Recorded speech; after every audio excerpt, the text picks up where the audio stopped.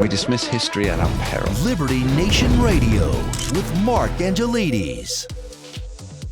And we're continuing our talk with national security correspondent Dave Patterson. Early in the show, we were talking North Korean troops in Russia, the escalation that is involved with Joe Biden allowing ATACMS missiles or long-range missiles to be fired, American long-range missiles to be fired within Russian territory. But Dave, what we didn't delve into was the position that Vladimir Putin is now taking with his new doctrine that was signed within a couple of days of Joe Biden's decision to allow these long-range missiles to be used. So what did Vladimir Putin say? What's the change in posture here, and how does that impact what's going to happen going forward? Well, in a piece put out by the agency, which is a news source in Russia, they point out that Putin has revised the Russian nuclear doctrine and has lowered basically the threshold for its use. Now, this was not new. I mean, the first indication of this was at a meeting of the Permanent Security Council in September, where Putin said this is what he was going to do. But there are some changes that are sobering.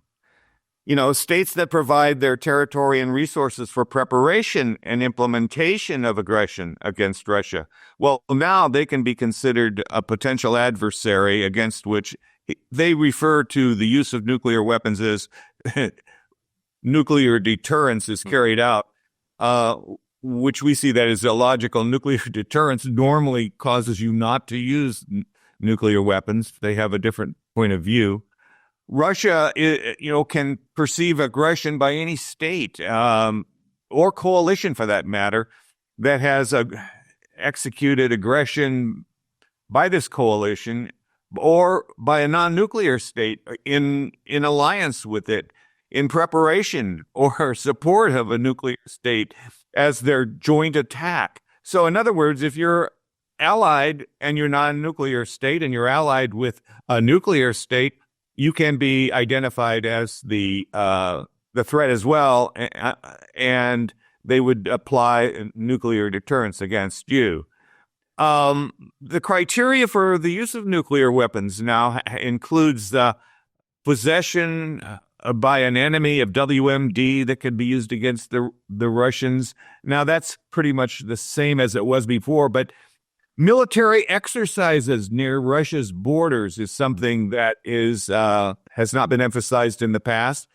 And then there's something called strikes ecologically against objects that are in isolated parts of Russia. We're not sure exactly what that means, but I would expect that's something to do with port access to Kaliningrad.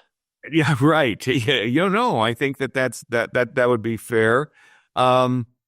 And then, of course, they talk about the expansion of militaries of potential enemies.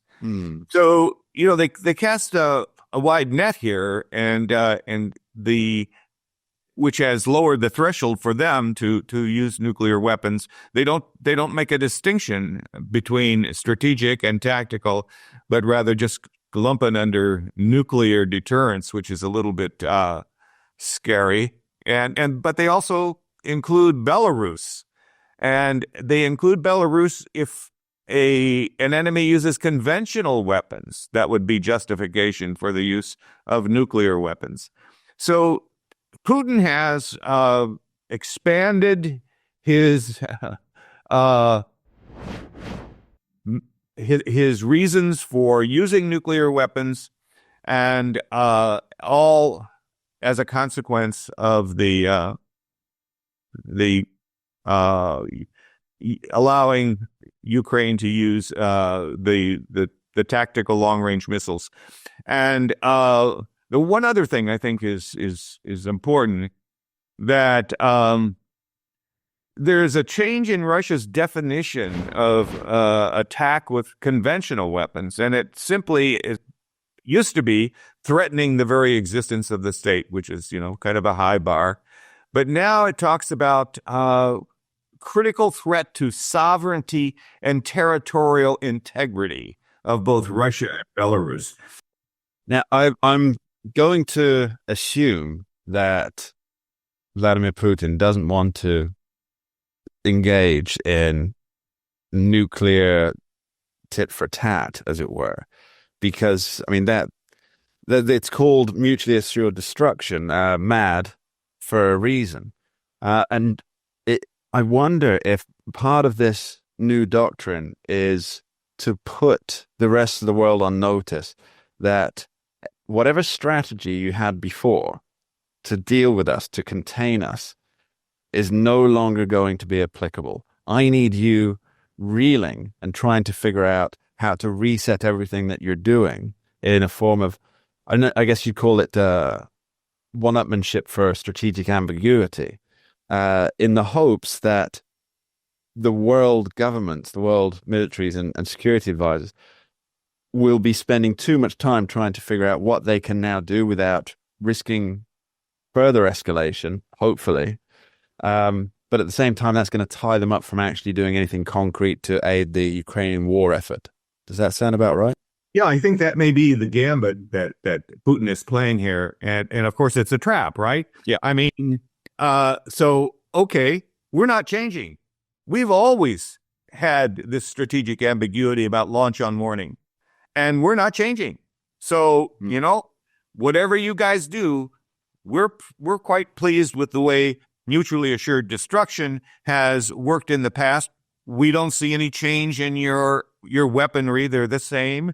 It's just you're lowering a threshold for use, but at the same time, we have never recognized your threshold anyway and have our own as to whether we'll use nuclear weapons or not. And our criteria has not changed. One final question for you, Dave, just a quick one. In terms of orders of magnitude, how much more difficult will this be for Donald Trump to pursue a peace plan? Well, it makes it a lot more complicated for him. But at the same time, I think that people have kind of looked at this through a soda straw. And he comes in and says that, well, we're not negotiating just for the land that you've seized. We're negotiating for a lot more. We're going to broaden this negotiation, and we're going to bring in energy and the gas pipelines, and we're going to bring in all the sanctions, and we're going to bring in all these ancillary things that you might like to see Russia reduced, and they're part of the deal. It's not just Ukraine. And those are the chips we bring to the table also, and so you need to be aware of that. An holistic approach to nuclear war. Dave Patterson, thanks ever so much for being with us. Happy to be with you, Mark. And that's all we have time for on this week's edition of Liberty Nation Radio, heard coast to coast on the Radio America Network. Please remember, Liberty Nation does not endorse candidates, campaigns, or legislation, and this presentation is no endorsement. I'd like to thank our guests, Dave Patterson and Andrew Moran, for joining us, and of course extend my gratitude to you, the listeners at home, for taking the time each and every week to tune in and join us here on the show. Thanks for being here. We dismiss history at our peril. Liberty Nation Radio with Mark Angelides.